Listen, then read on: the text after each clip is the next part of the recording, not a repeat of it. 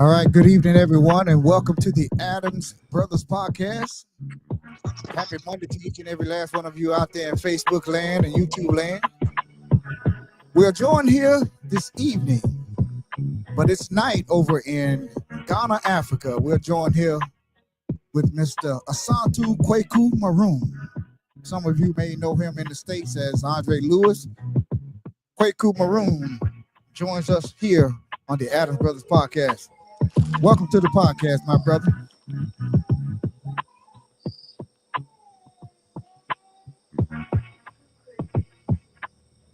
You still there? I think he's having a little bit of audio trouble there, but he's there. We can see him. Okay. There you go. There you go. We got Mr. Asantu Kweku Maroon here joining us from Ghana, Africa. Welcome to the show, my brother. Oh, thank you for having me, brother Adams, the Adam Brothers. Hey, man, we really appreciate you, man. We know it's late over there in Africa, man, and your internet connection has been a little in and out. So we're going to try to get you on here and get you off of there, man. And for those that don't know you, just kind of introduce yourself to them a little bit, you know. Yes. Well, I got a couple of names from the past. People know me growing up as Andre Lewis. Some people know me for my brands. Andre Beverly Hills, Andre Gourmet. But as I got on the journey of, restoring my history, learning my culture, learning my past, I started to get away from the name Andre Lewis.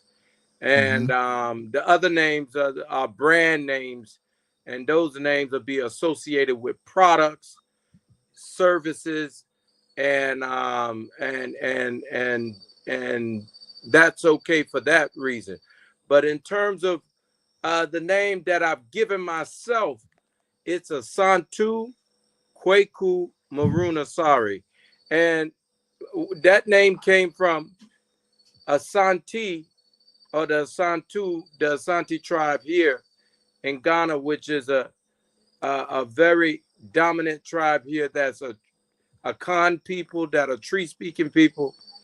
And I wanted to have a name that will link me to that lineage, which is also my mother's side bloodline, my grandma, my mother's mother bloodline. Okay. And what does I'm Wednesday born in the Akan culture. Right.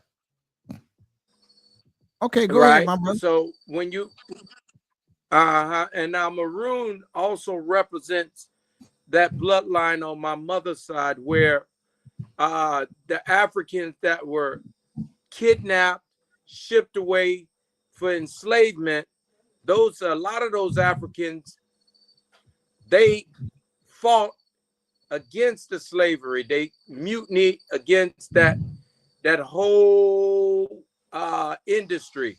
And a lot of them, the minute they touched down, they ran for the hills. The ones that didn't ran for the hills, they were very strategic in putting together. I need it.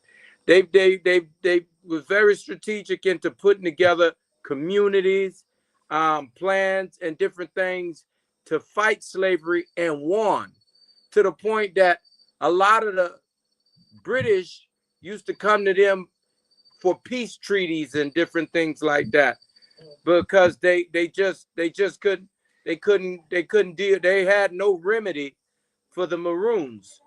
And that was a name that was given to Africans that was very unruly, very resistant to slavery.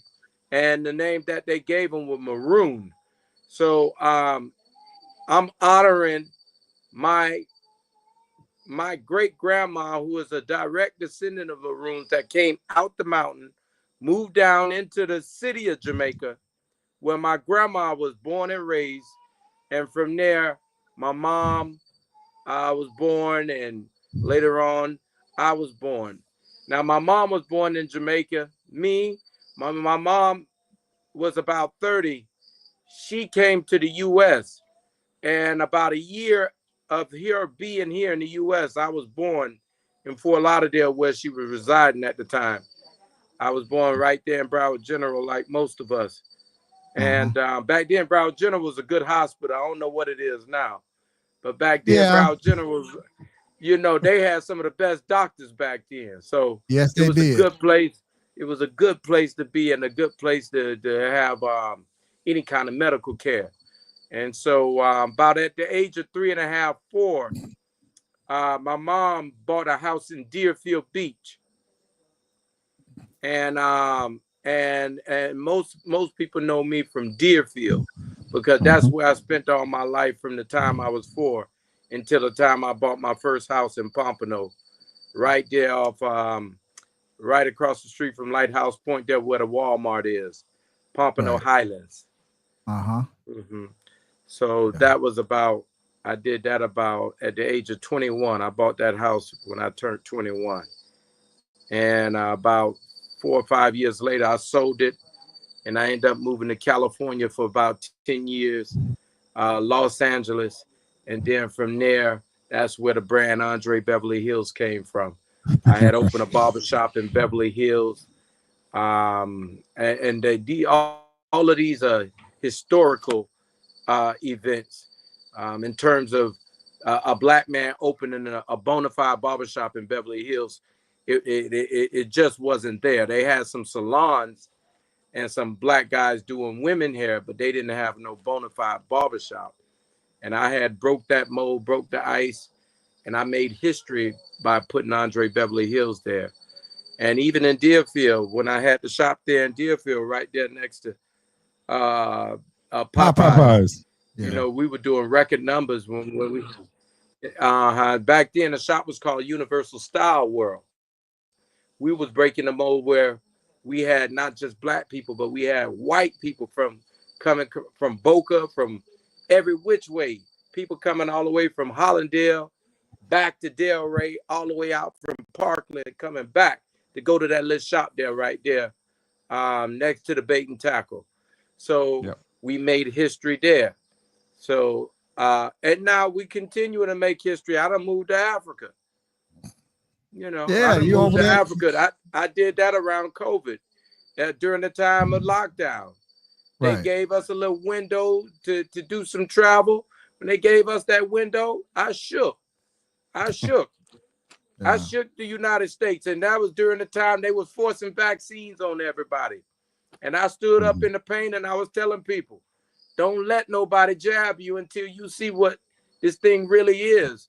Me start doing my research. I started to realize, you know, the vaccine was more like gene therapy. It wasn't an inoculation where they might give you a small or a weak strain of a virus where your body can be able to fight it off. They was in there playing with people's genetics, injected animal genetics in people and all kinds of shit. And that ended up turning into me putting a stance on that. But if I was in the States, I wouldn't have been able to put that kind of stance up. But me being here in Ghana, I was able to speak free, speak my mind. And I said, if they shut me down on the internet, I don't care because I ain't really there anyway. But I'm going to be able to just be free and I can talk the way I want to talk without Right. worrying anybody coming over my house, knocking on my door. So I felt good about that. Yeah. So you packed up your You know, in ball the and U.S. everything. In the U.S. they do all kinds of crazy shit. You could have your orange and your lime tree in your yard, and you come home one day and they'll cut it down. Yeah. Yeah, they did Yeah. that to me too Doing with You the know, the canker. With the canker. canker. Yeah. Yeah. yeah, it wasn't no canker. These are just ways that the folks will go in there and just take away your sovereignty. Back then, you ain't need to buy orange and lime. Now it's almost nobody in South Florida got a lime tree or orange tree. And I remember when I was growing up, this thing was plentiful everywhere. It was. Yeah, it was. So It definitely was. we just talking history. I just wanted to just Mhm. go full circle and bring y'all back to from where I started to where I am right now. And as y'all have y'all questions, I'll be able elaborate on those questions that y'all have. Well, I want to start out, man. How is your mother doing? I know your mother. You packed your mother up as well, and you moved her over to Ghana with you. How's your mother doing? I met her when she was living in Deerfield Beach. Yes, ma, how you doing, ma, you okay? She says she okay, so I'm happy about that. All right. You know,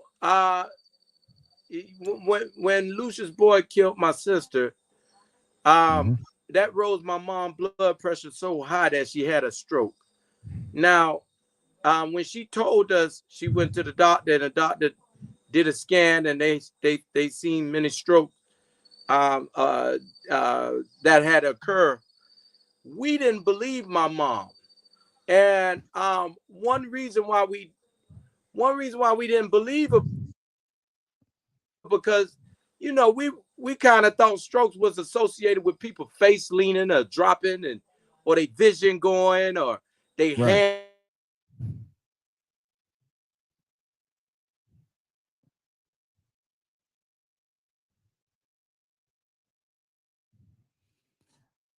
Looks like Mr. Maroon's Kweku's internet froze up on us, but he may come back with us here for a moment. Momentarily. It's a little shaky over there right now. What time is it over there? They're 4 hours ahead of us, so it's about How many? 6, 7, 9. It's almost 10 p.m. over there in Ghana, Africa right now. So if you're just joining us, we'll join here with Asantu Kweku Maroon, formerly known as Andre Lewis. And he was living here, born in Fort Lauderdale, Florida, Broward General Hospital, moved to Deerfield Beach, and opened up his own barbershop over right by the Popeyes and the bait and tackle place there. Yeah. And he used to cut our brother's hair. Our brother Jerry's hair. Yeah. He used to cut my brother Jerry's hair. Cut a lot of people hair. Cut a lot of people hair, like he was Dre. saying. Yeah, from Boca to Parkland and everything. And he, like he was saying before his internet went out, I'm sure he'll be back. Yeah, he'll be back. Just hang with us for here. A moment. He mentioned that Lucius Boyd killed his sister. Yeah. And if you all familiar with Lucius Boyd, he was the one that basically kidnapped Donya DaCosta.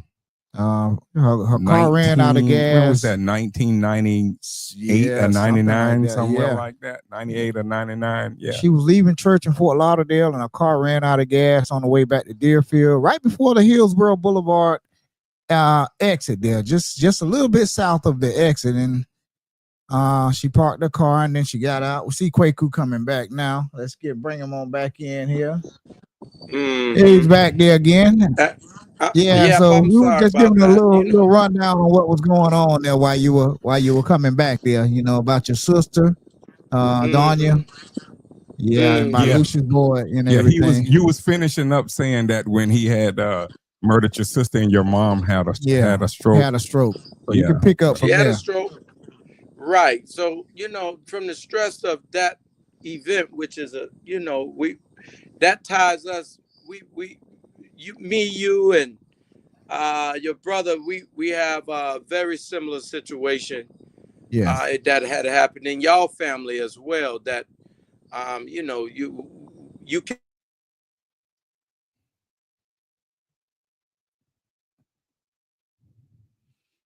family members that dealt with just an unexpected event that had happened. And so that had put my mom in a situation where that was the first step of where the dementia started. And it was a gradual thing that we just started to pick up on as the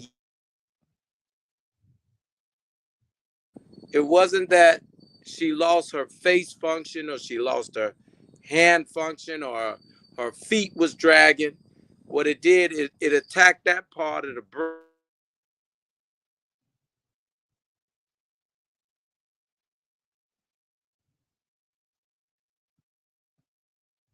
Okay, I think we lost him again.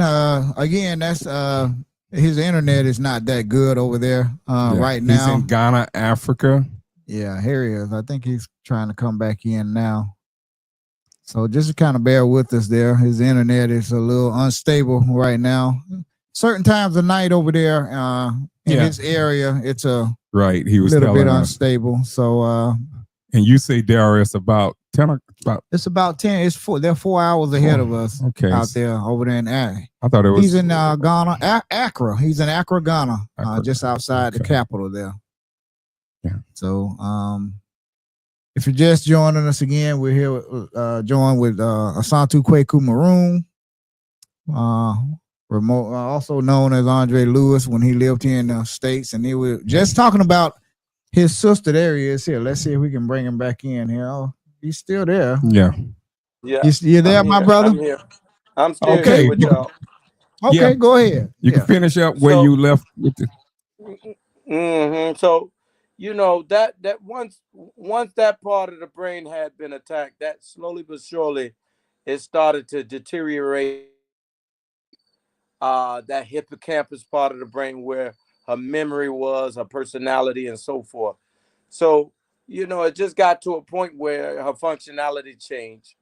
My mom, in that case. And that's one reason why I moved back from California to Florida. I had seen a significant difference in my mom when I had been gone for a couple years and hadn't seen her. When I got back and seen her, I seen something. I sensed something, but I couldn't put my hand on it. But what it told me was, you need to be a little closer to your mom because you can help her, you can assist her, you can do certain things to keep her vitality there. And so that became a priority. And that's the reason why I moved back to Florida from California. And but when I got back, I've always felt maladjusted in California and Florida. And I'm like, this ain't it. This ain't it. All the stuff that I've been learning, all the stuff that I've been taught, I'm doing research, and my research ain't none of this stuff. It just it's totally different information. So that totally different information started pointing me into Africa in that direction. And then you started to see other little people like Akon saying that if blacks go to Africa, how well we can do. And you got your ears to the ground and you listening. And then you get triggered. I got triggered by racism with the George Floyd incident. I got triggered when they killed the guy in Palm Beach. What's the Corey Jones. Yeah. Corey Jones. Yeah. That Raja. Yeah, Raja. Officer Raja, former Officer Raja, who's currently in prison now. Yeah, his name was Corey Jones. Corey Jones, the drummer, I believe he was, the musician. Yeah, he was coming from church and in Corey Jones. Yes. Corey Jones, yes.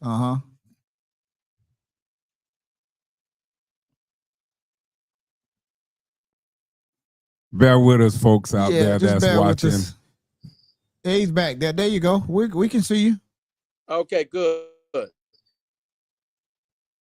So when Corey Jones got killed the same day, I'll never forget. It was a Sunday.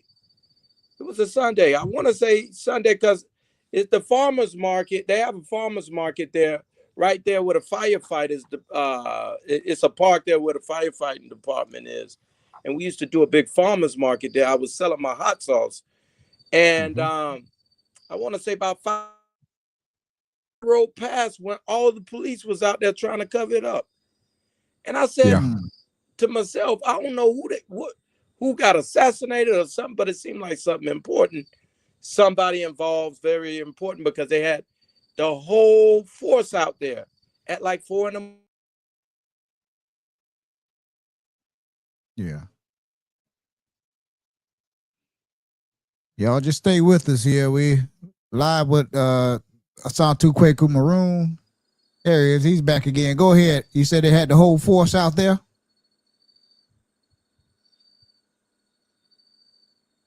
We could hear you. We can see you. Yeah. We can hear the crickets too. Yeah, okay. Yeah, okay. So good. So yeah. During that time, I said to myself when I found out the story and everything and what happened later on, I said that could have been me if I was there a couple of hours earlier.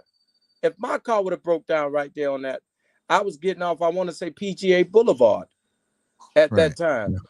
So I said to myself, that could have been me if I was a couple hours earlier and my car would have broke down. So all these things had triggered me to say, I don't want to be in a place where no matter what you do, you can do everything right and still be gunned down on some misunderstanding or being gunned down because of the color of my skin. Yeah, a lot of people feel that way too. Yeah, you can have your gun permit, you can be following directions, and Phil Castillo, he's dead, even though he stated he had a permit.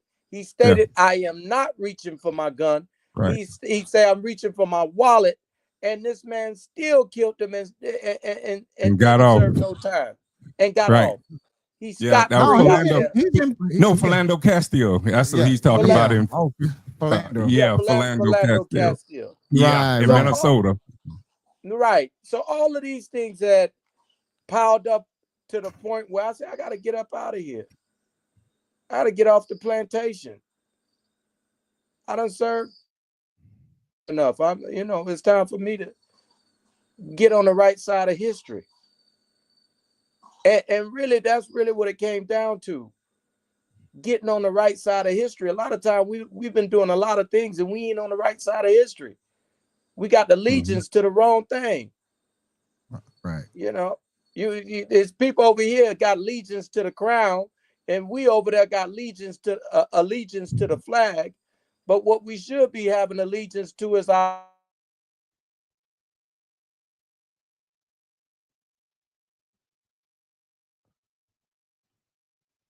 Okay, if you're just joining us, we're live here with Asantu Kweku Maroon, Andre Lewis. Most of you know him as when he lived here in the States.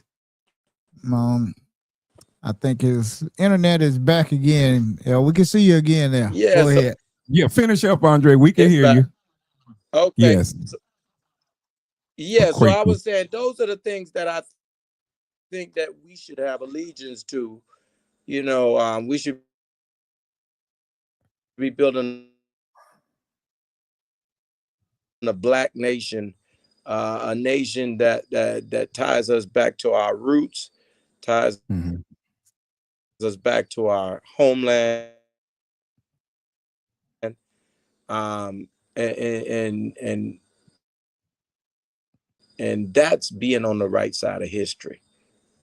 Right. And so, I don't know how much longer we got here on Earth. Yeah, we every day we're waking up and we see an RIP on somebody on Facebook that we went to school with, that we grew up with, and at the end of the day, before I'm here. I can hear you. Yeah. Go ahead. We can hear you. Go ahead. Okay. So when I started doing research, I had did over like 60 hours of research on Africa. I had a friend here that was telling me Ghana is a nice place. You should look into Ghana.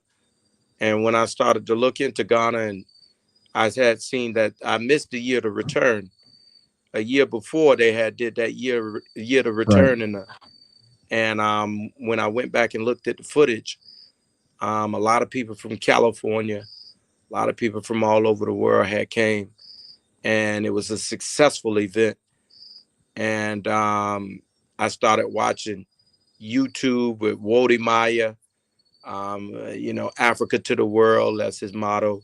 And he highlights a lot of good things that are coming out of Africa, coming out of Ghana. And I start watching the Ghanaian movies on whatever I can find on YouTube. And I just started to fall in love with the culture. And I said, I got to get over there and see what it's all about. And when I came, I really came. I came over here for like a month. And from the time I touched down, I had a great experience. I met a nice lady out here at that time. Very beautiful girl. She showed me.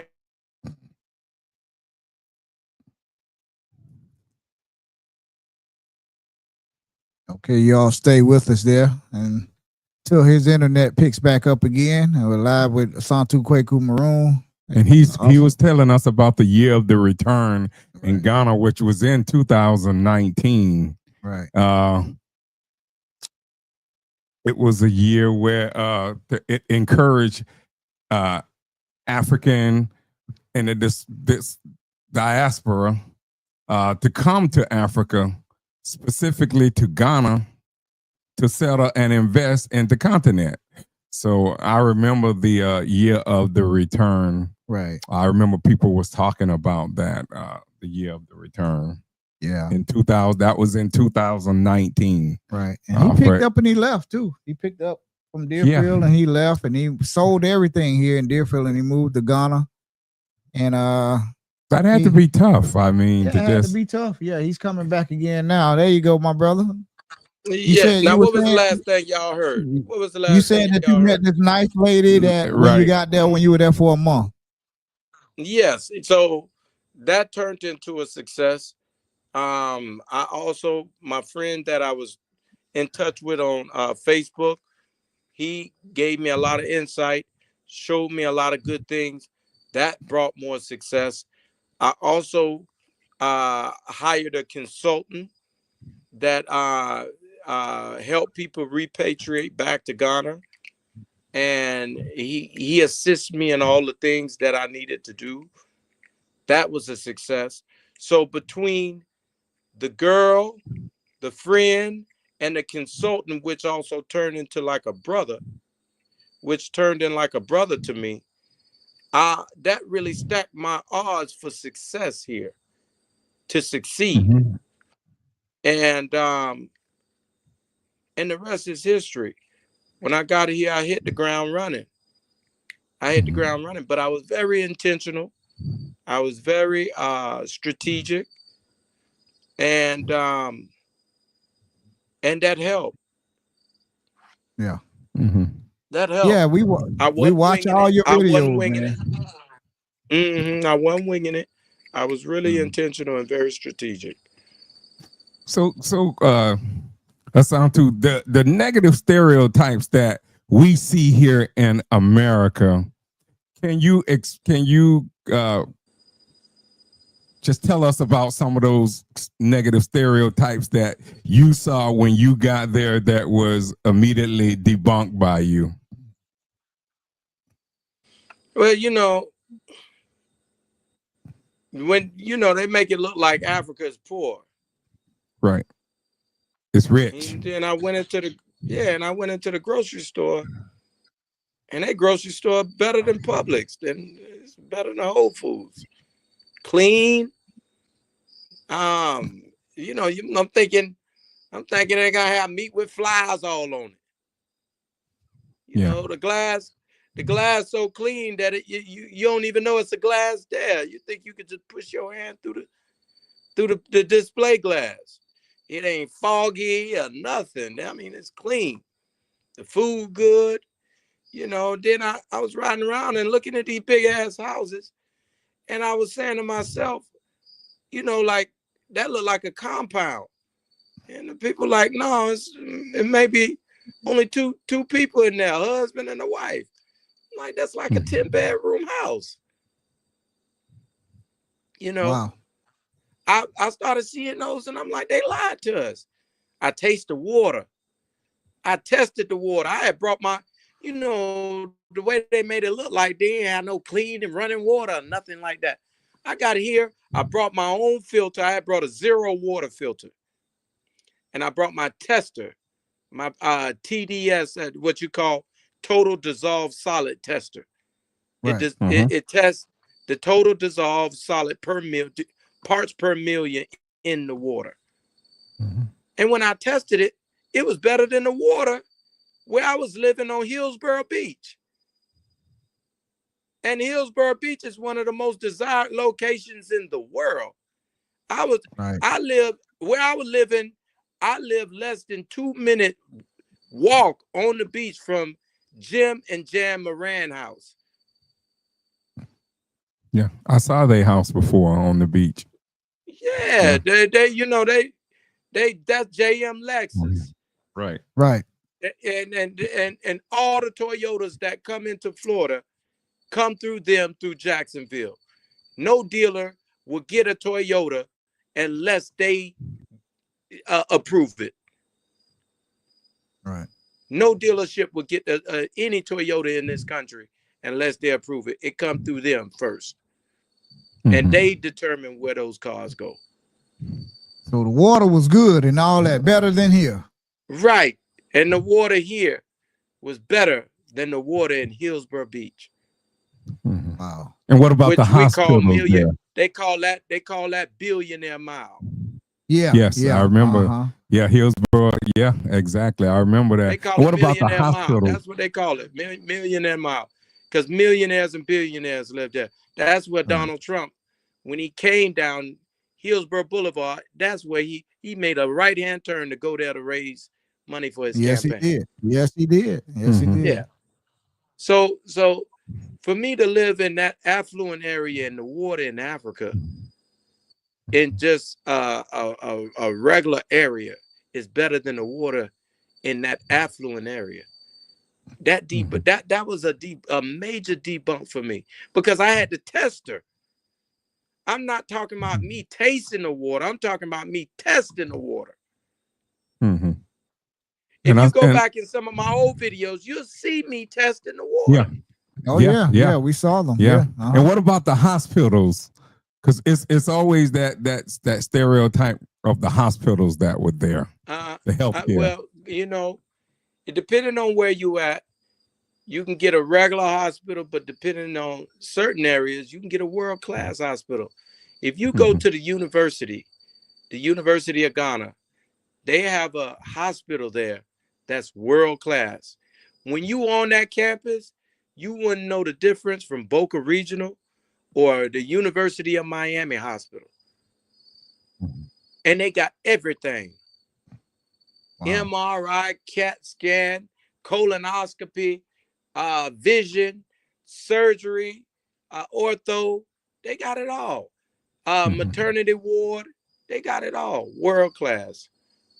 Wow. I know they were offering years ago, they were offering doctors, they were going to pay their full tuition to come to Africa because they needed doctors, they needed nurses, they needed healthcare personnel. And this was during the right a little bit actually before the COVID of March of 2020, and they was trying to recruit doctors, nurses, and other healthcare personnel to Africa. I remember that. I remember them trying to recruit them over there. If you have a specialty, let's say you're a specialist, and they don't have a specialist, then that's definitely something that they might have they were doing in terms of recruit, because if you go to like Nigeria, some of the best doctors in the world come out of Nigeria. Yes, they do. But what's been happening, those doctors been recruited out of the country into the States, into other places, the UK, and they took their talent elsewhere. And so we here in Africa was telling them to come back home. Come back home. Right. But it's a money thing. They can go in the US and become a millionaire, where if they were here, they would do well, but they wouldn't make as much money. Right. Yeah. And that's it was just an issue. It was just an issue of money. And just depending on what the person value. See, that's Yeah. where the allegiance come in at, because when you have allegiance and you have loyalty, then you're not easily swayed by money. You're not easily swayed by money. If you riding for your nation, you riding for your people, then that value is greater than somebody saying that they can buy you out. Hey, come over here. We can get you a meal. We can get you a meal ticket over here as a doctor. Yeah. You And know. Asantu, why do we see from over here, why do we see so many civil wars going on over there between nations in Africa? From your getting over there and getting a better understanding of the Man, motherlands, you can't. why is that? Well, first you can't watch everything on the news. Half of that stuff I'm gonna tell you. They said COVID was over here. COVID wasn't over That's where they here. tried to say it COVID didn't started affect us. from. Yeah, they And they tried to even say it said started. started. Let me tell you. Yep. When I first, like I'm real good in biology and those things. I graduate DFA high with biology honors, and and I knew that a virus can't do well in all conditions. It just didn't make sense. It was in Switzerland and it was thriving. It was thriving in humid places. It was thriving in arid places. I say, this ain't right. This is what they were showing us in the States. When I got over here to Ghana, COVID wasn't over here.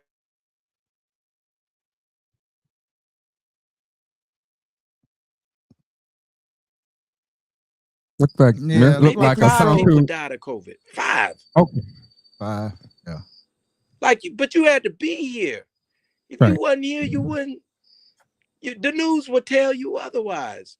So, Oh like, yeah. let's now fast forward that to Civil War. Right.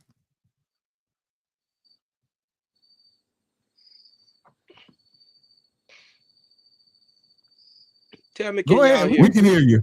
Yeah, go ahead.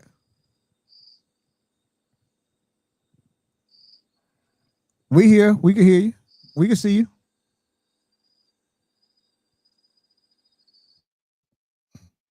Go ahead, Kweku.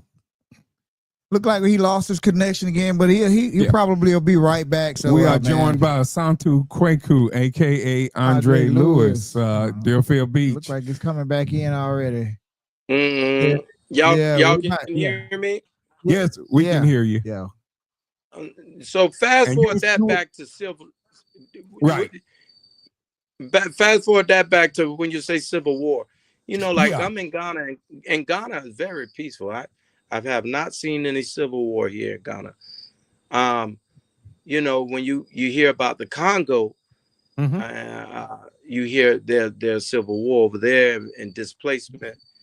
When we was in the U.S., you heard about Rwanda and all of that. But Yeah. if you go to them places right now, it's not really that bad. I guess depending on where you at. I heard Nigeria was going through it. Somalia.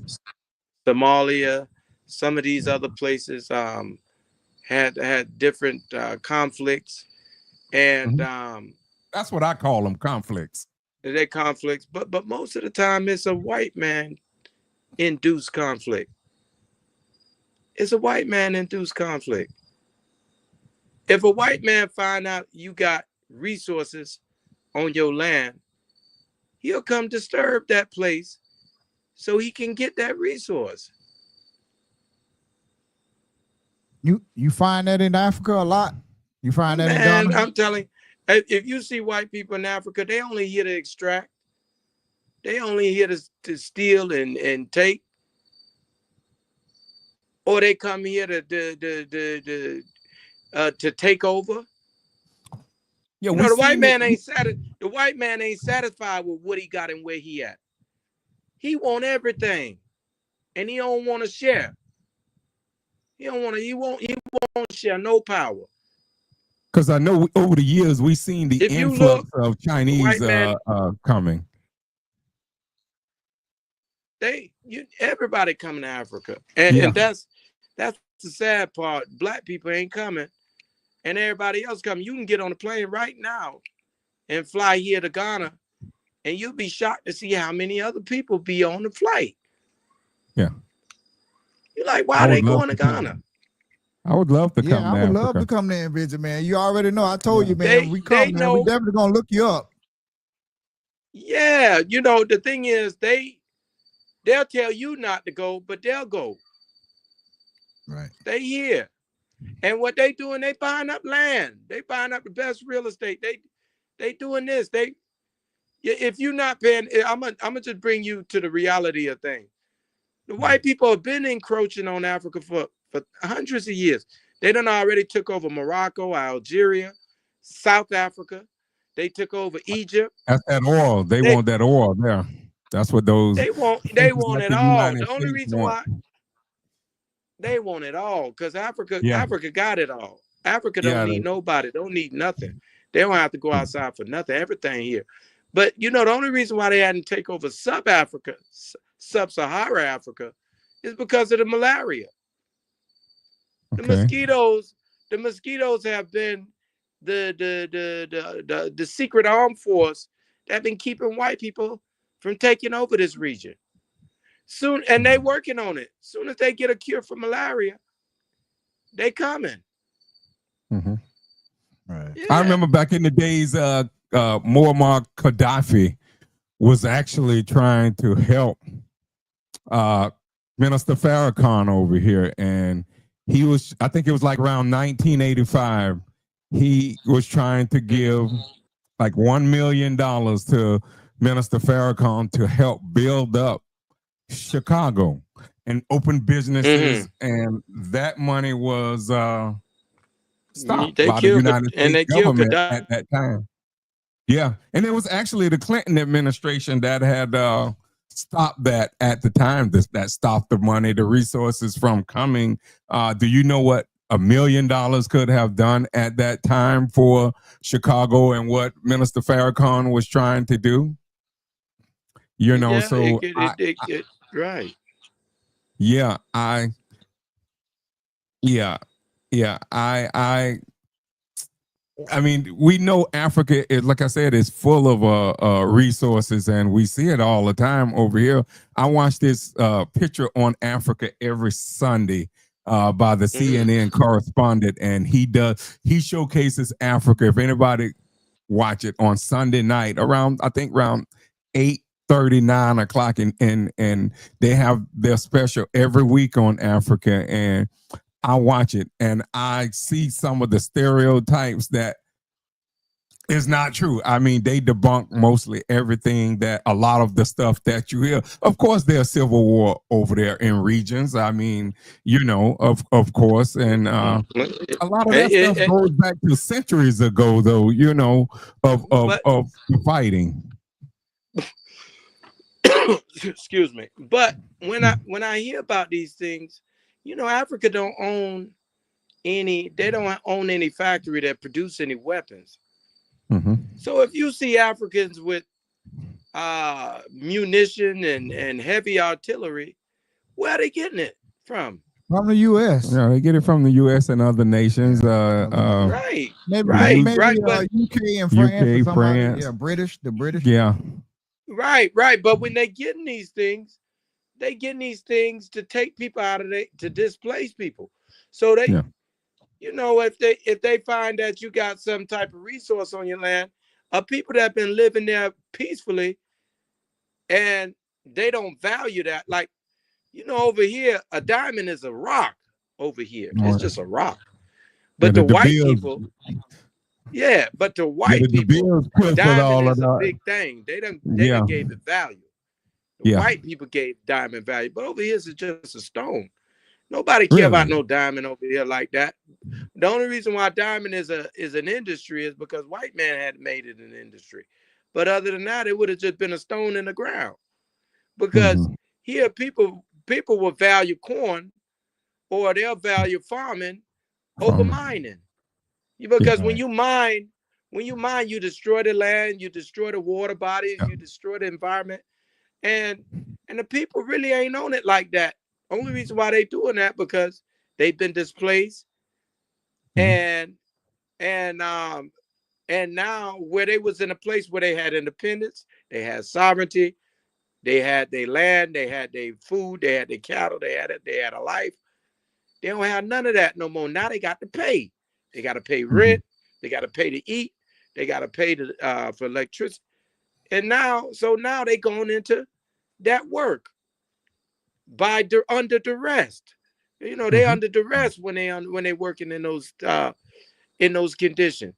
You know, and the white man had brought that here. You know, so you get the white man out of Africa and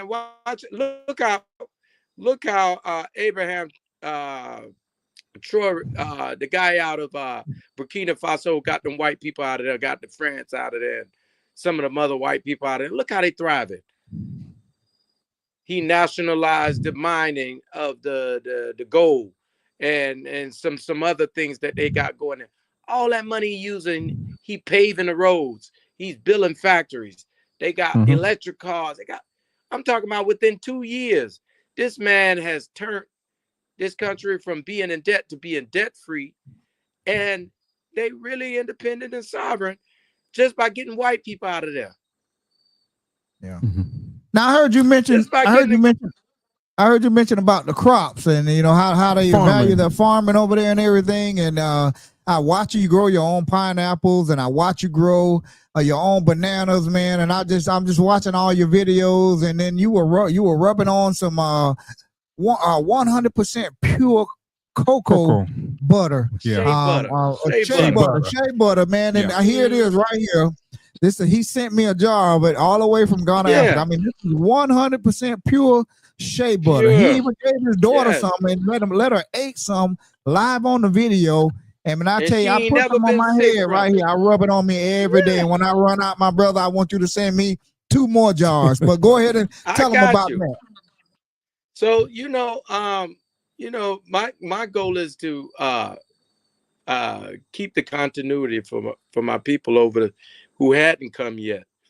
We call it African culture continuity. If I can be a conduit or a liaison or a provider to be able to connect you to your shea butters, your clothing, your beads, your bracelet, your culture, you know, that's and make a small profit from it. That I done turned something into a business which is positive, which at the end of the day is African culture continuity. For you to be over there in Deerfield Beach and you can hold up a 100% shea butter made on the continent and it's in your hand, that's continuity. That alone has connected you to your roots. Yeah, that's powerful. That's powerful, man. You didn't go to Target and go get no watered down shea butter that got Arvada written on it or something like that. When you look on the back, it got EDTA additives in it. Yeah, 47, and it got petroleum jelly, and hey, you know, you got 100% shea butter, something that like you said, my daughter been eating.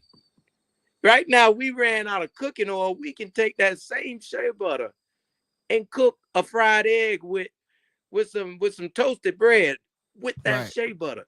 Right. And it'll be healthy for you. It wouldn't do you anything.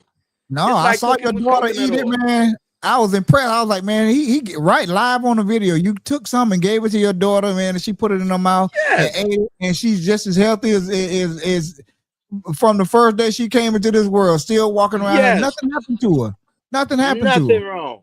So I got mine right here, my brother, and I really appreciate you sending me this all the way 100% pure shea butter. Now I can tell you we can't do that with nothing in Target. No. I don't care what they tell you it is. And I bet I would never let my daughter put that in her mouth. Anything out of Walmart, Target, or any of them places. Yeah. I would never let. I'll be afraid. This, and I don't know what's inside. I don't know what it's gonna do to it. Yeah, man. I tell you, man, I'm amazed, man. When I see you, man, cutting the fruit, man. Yeah, I and see you cutting the fruits, man. It be yeah, looking and so delicious, man. yeah, give your daughter, man, a fresh banana right off of the tree, and she eat Right it, off man. the You tree. know, you can't get no fresher than that, man. I'm telling Yeah. you. Right now, that's one of her first words in the Ghanaian language. Banana, the word for banana in Ghana is called kwedu, What do you do? and kwedu, yeah, kwedu, and Wait, that's KWADU, kwedu, and so that's one of my very first words that we heard our daughter say. She would tell you when she get up in the morning. We would ask her, whoopidang mean, what do you want? And she would tell you, kwedu, kwedu. She want fresh banana mm, with some peanut butter on it. She want all she want to do is hold that banana with peanut butter, and she want to stuff it in her mouth and be licking her fingers when she finished. If she start her day like that, it's a good day. yes, Yeah. sir. Yeah. Yes, sir. Yeah. I'm gonna tell you that's powerful to be able to do that right off the land, Yeah. right off the land. And All the bananas we get is right source right here, right out. yeah. I can eyeball all the bananas that I'm buying. I can Yeah. tell you exactly where they're coming from, and they ain't sprayed. We don't even water them. We don't do nothing.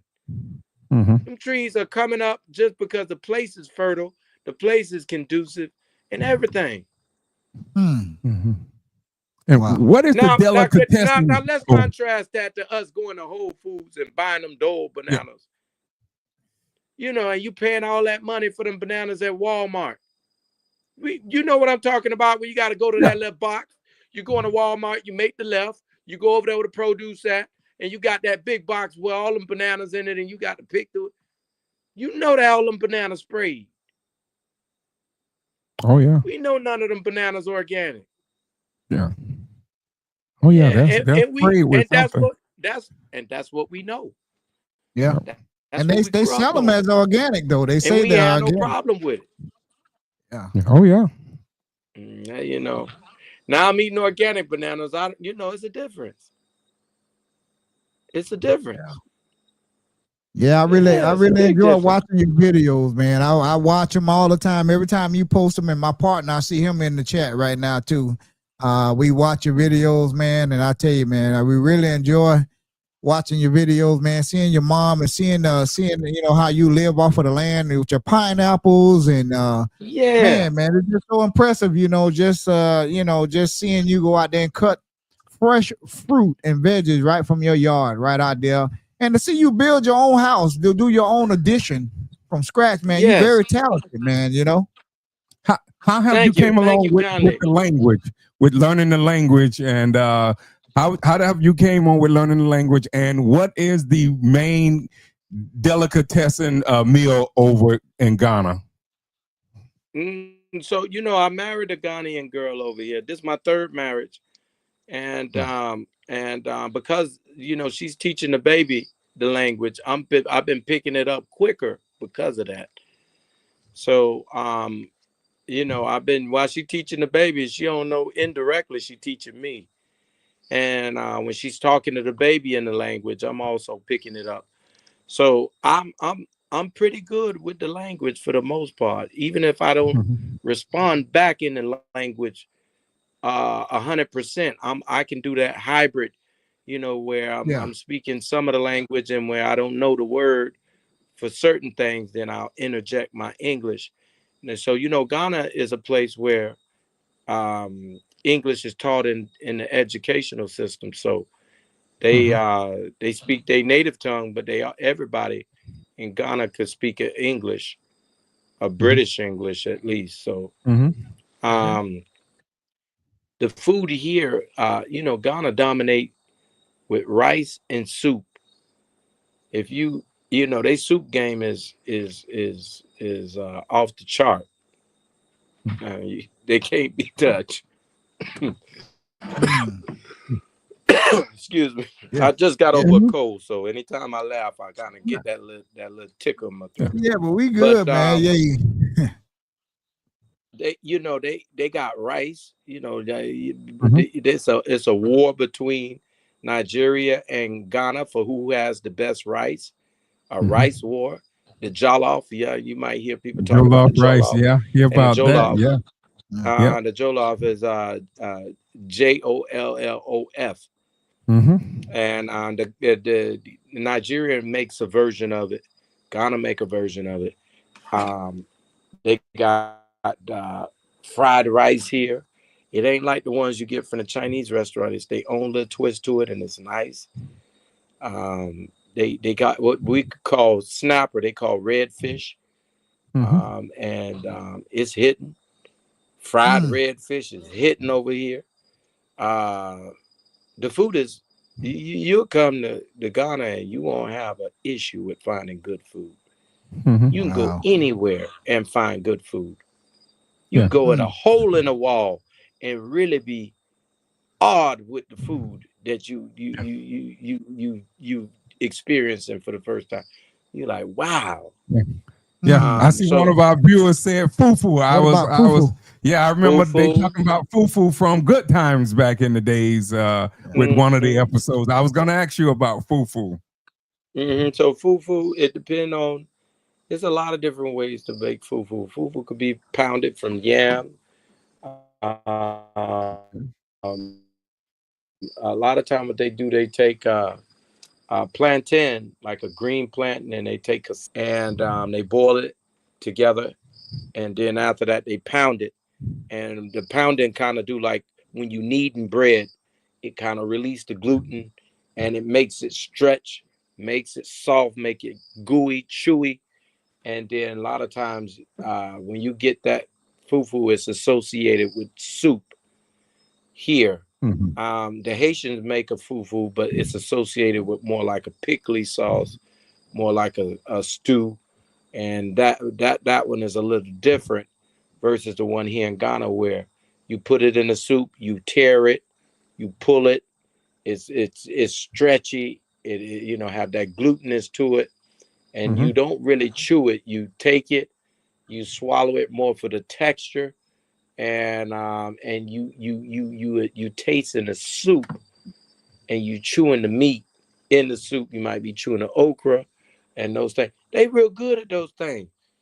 Like Yeah. when I Mm-hmm. was growing up, I wasn't really big on okra like that. But here, man, I kick somebody in the chest, knock them down for what when my wife make okra.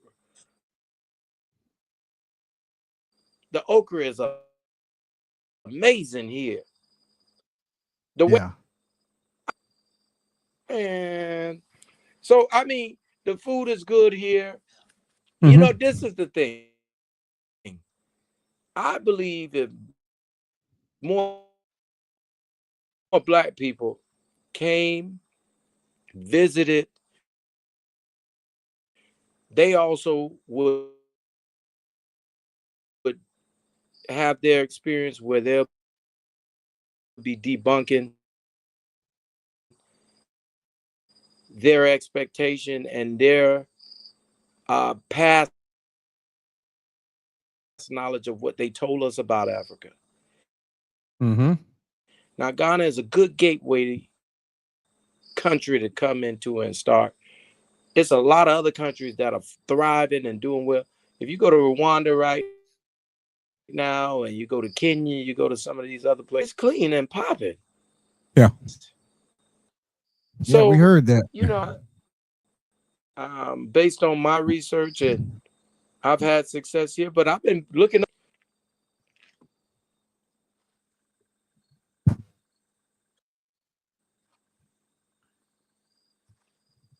All right. If you're with us, go ahead. He looked like he came back. Go ahead. We still see you there. We can still see you. We can still see you there, Kweku.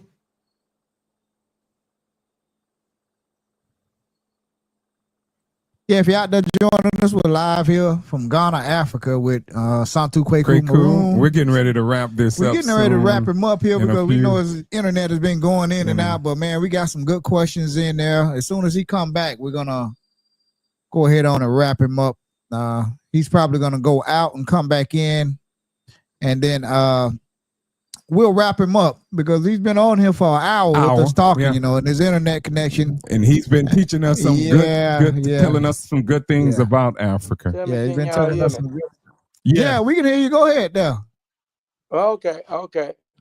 So, Africa if I can sum it up, Africa is the future for all Black people. It's not that we got white people gonna take care of us. We, because that's the mindset. We had got comfortable with being subordinate and being.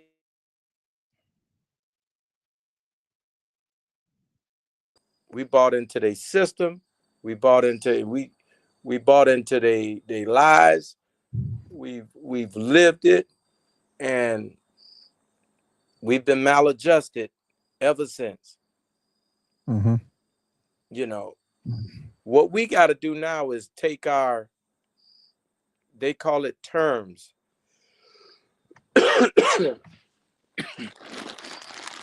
Mm-hmm. Yeah, my niece Stacy was over in Africa here some years ago, and she brought me back some authentic African garb, a lot of things from Africa. Yeah, he just took he's still joining us here. He's getting over a cold. Yeah, we can hear you now. Go ahead, Kweku. Y'all can hear me? Okay. Yeah. So I went to go get my charger, my phone.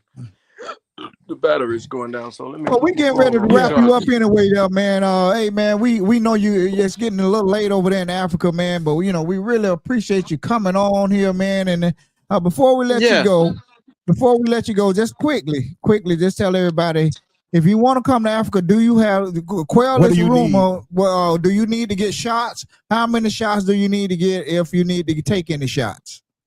Well, for Ghana, it's just the yellow fever, and the yellow fever. I did take that one.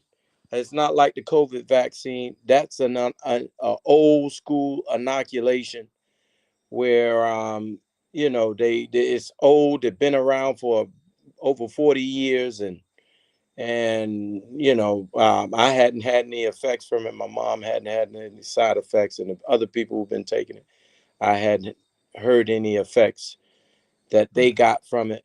But they've been pushing that one, the yellow fever, for the longest to get into Ghana. But that's the only shot you need. That's the only shot you need. Yeah, we were hearing that you had to take 10 shots, to come over there and stuff, No. See, that we gonna debunk all that right now. But what happened is they forced people to take all these malaria pills and all these malaria shots, and it don't even work because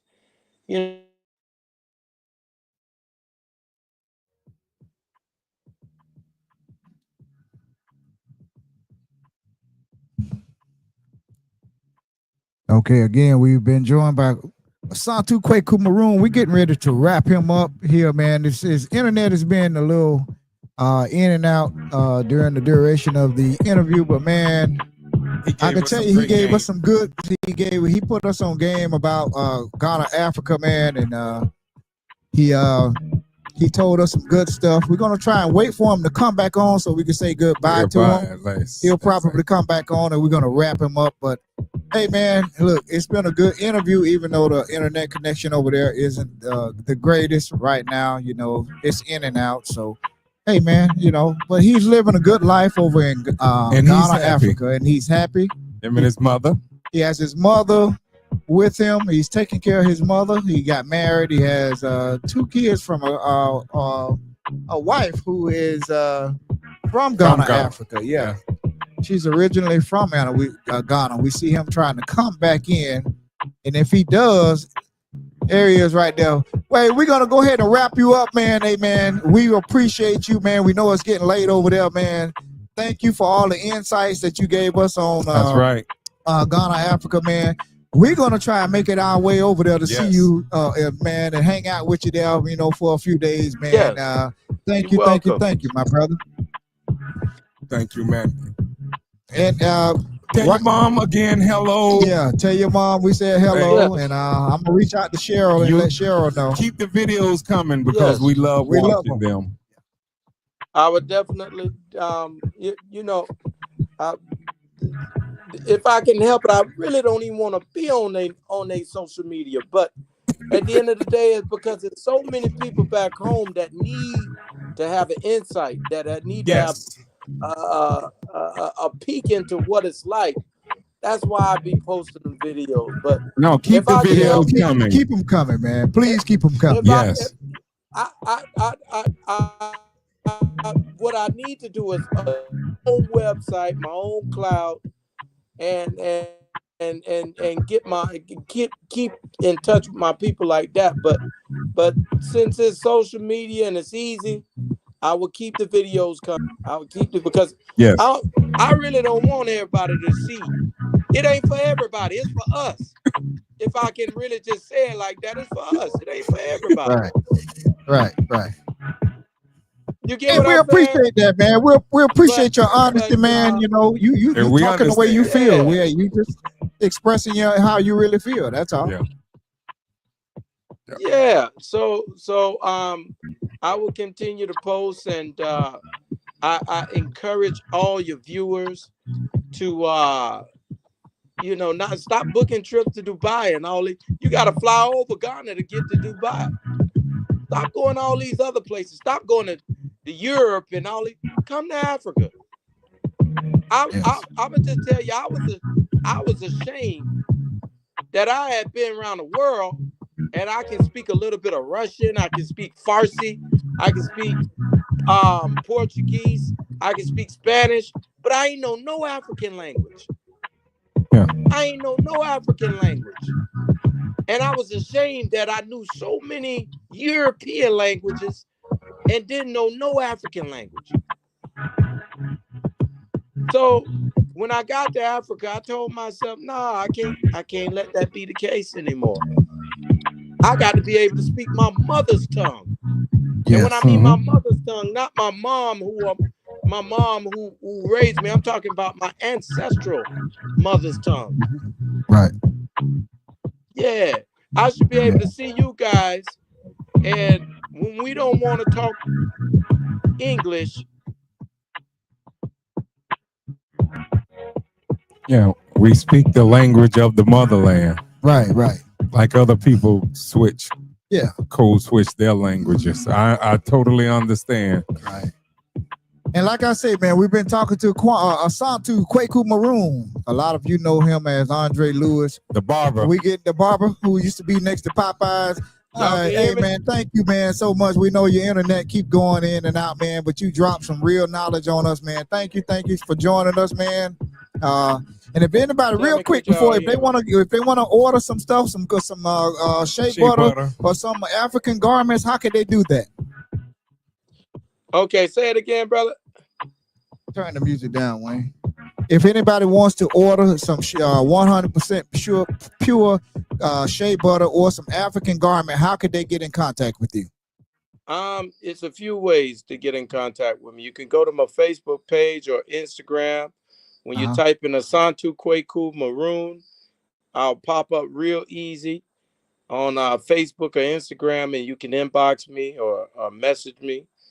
You can also reach me on WhatsApp. My number there is +233 504 7573. So they can reach me on WhatsApp. And again, Okay. that number is +233 50 474 7573. Okay, we got that. And we're going to put it up on our page, so man. And so people can reach if out to you. anything they want, in terms of African continuity, Hey, man, we appreciate you, man. Thank you. We appreciate everything Thank you you've for done, coming man. on. Keeping you up late here tonight, man. We want to let you get back to your family, man. We appreciate you, my brother, man. It's always good talking to you and always good seeing you on social media. I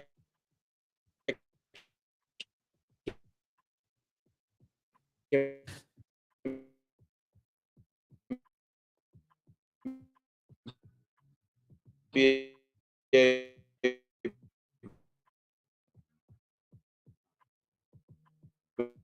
to get it for him. Thank you very much, my brother. Asantu Kweku Maroon, brother. Thank you for joining us here, man. Enjoy the rest of your night with your beautiful family, man. And we'll be talking to you soon. Thank you. Thank you, my brother. All right, we've been talking to Asantu Kweku Maroon. He joined us here live, and man, we really appreciate him. Yeah. Stay with us. We're getting ready to come back with a pop-up podcast. Thank you very much for watching, and we'll be back in a few minutes.